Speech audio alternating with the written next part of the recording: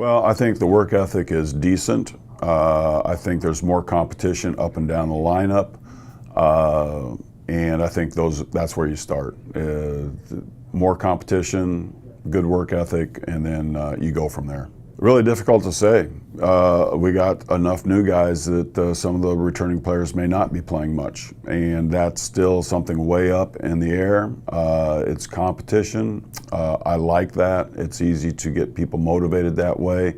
You got guys like Campbell Millar, Adrian Fernandez, that are solid players. They always find a way to get themselves on the court, but I just really don't know. Well, I think they score the ball a little bit better. Last year we struggled to score, and then I think they can also rebound. That's something you really don't know until you play outside competition as to your rebounding. I thought our first shot defense was okay last year, but we just gave up too many second shots. Never got the ball in clean rebounds to get out in transition, and I think that we have enough firepower that we can do a little bit more of that. But it's still, again, really early, and I have not figured out any type of rotation or anything like that yet. Well, everybody's showing a little bit of everything. Of course, we have two guys that were with the team last year, Mike Johnson and Colin Smith, and they used the year as a redshirt year, and so they're a little bit further ahead than everybody because they know what's going on. But all the other guys we brought in are really doing well, and it's just a question of them trusting our system and letting it work for them. And again, until we get outside competition, I really don't know how that's going to be. So we're a work in progress, and I can't really say. I mean, I can think, in practice, but going against yourself is not a good barometer to see where anybody's at. Well, first of all, they have to want to win. That's the common motivator. If you want to win, then you'll do all the things necessary to win. And I think that there is that desire.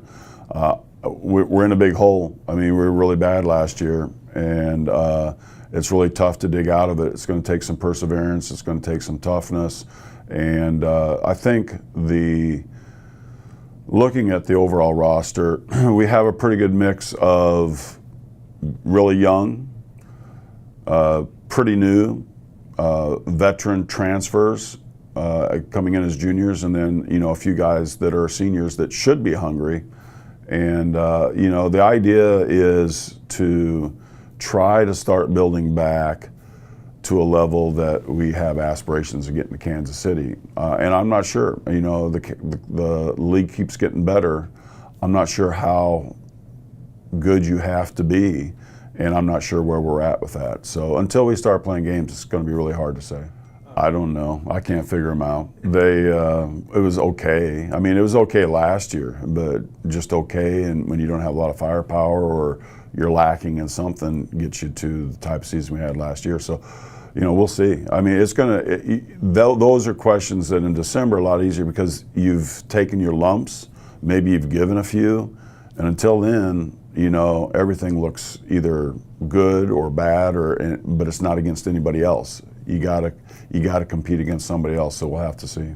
Well, I think we have a little bit more firepower. I think we'll be able to score better, and I think that it's pretty competitive.